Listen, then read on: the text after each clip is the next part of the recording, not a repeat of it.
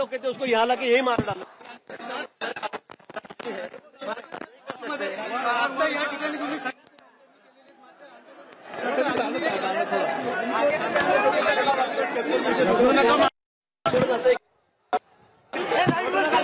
कोणाची लिडरशिप कोणाशी बोलावं, कोणी कोणाचं ऐकत नाहीये आहे, साहजिक आहे, पण त्यावर रेल्वे लाईनच बंद करून ठेवायची हा त्यावर इलाज नाही बोला असं आणि म्हणून आम्ही त्याला की प्रशासनाने आपल्या सगळ्या मान्य मागण्या केलेल्या आहे।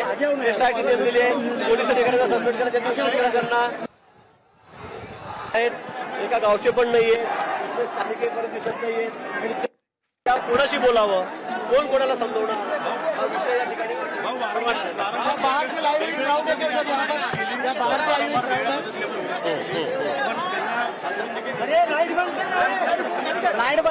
मला असं वाटतं की आता फार वेळ आपल्याला म्हणजे आता किती वेळ थांबवावं, पूर्ण लाईफलाईन अपडाऊन करायची आहे, घरी जायचे नोकरीवरून, मुलं आहेत, विद्यार्थी आहेत, रुग्ण आहेत, डॉक्टर्स आहेत, सगळ्या क्षेत्रात लोक इथून वापरतात, लाखो लोकांची ये जा इथून होते। मला असं वाटतं की असं म्हणजे शक्य नाही मागण्याबद्दल म्हणजे इथे जाणं आणि इथेच आम्हाला मारून टाकू द्या असं कुठेही कायद्यामध्ये प्रावधान नाही।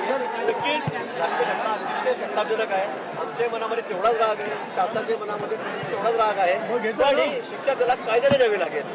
कसं आपले एवढे लोक आपले पण त्यावेळेला सुद्धा त्याला 2-3 वर्ष लागले शिक्षा द्यायला, शेवटी त्याला फासावर लटकवलं आपण, म्हणून मला असं वाटतं की आपल्याला कायद्याने चालावं लागेल। पीडित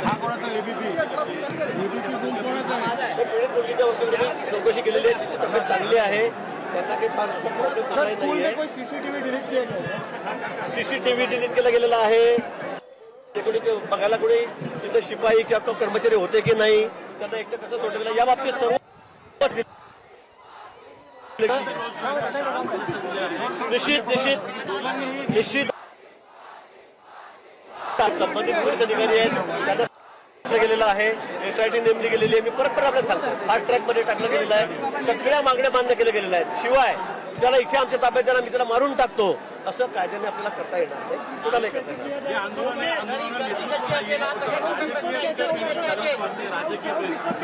येणार। मला असं वाटतं की या ठिकाणी इथे नेतृत्व कोणाचंही नाहीये, सगळे इकडे तरुण जमलेले आहेत, त्यांचा राग अनावर झालाय साहजिक आहे, त्याच्याबद्दल आमचंही दुमत नाहीये।